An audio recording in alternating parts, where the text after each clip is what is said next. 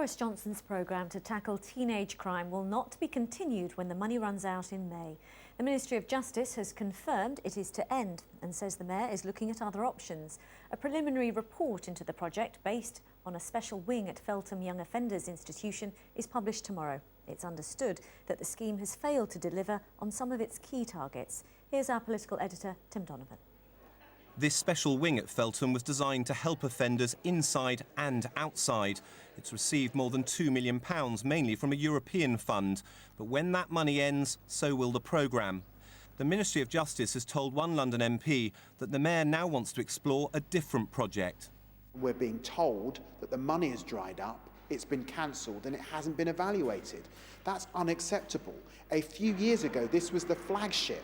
You can't just discard it quietly in a parliamentary answer.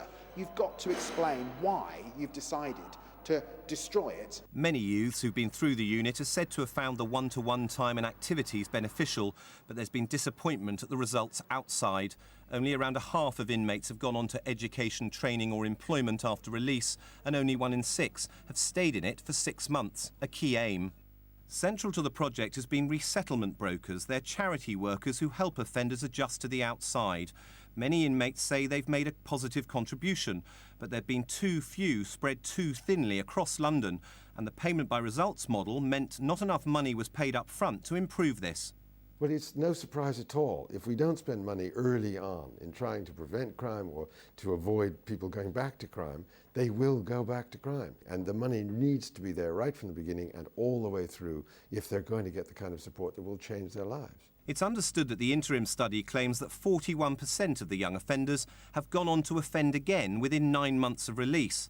But this tells us little useful because it doesn't comply with statistics compiled by the Ministry of Justice. Before it makes a final judgment on this flagship project of the Mayor, the Ministry of Justice needs to know 2 things: its overall cost effectiveness and how many young people have gone on to offend again within a year of being released. Neither of these 2 crucial indicators are yet known, nor can be included in the preliminary findings to be published imminently by the Mayor.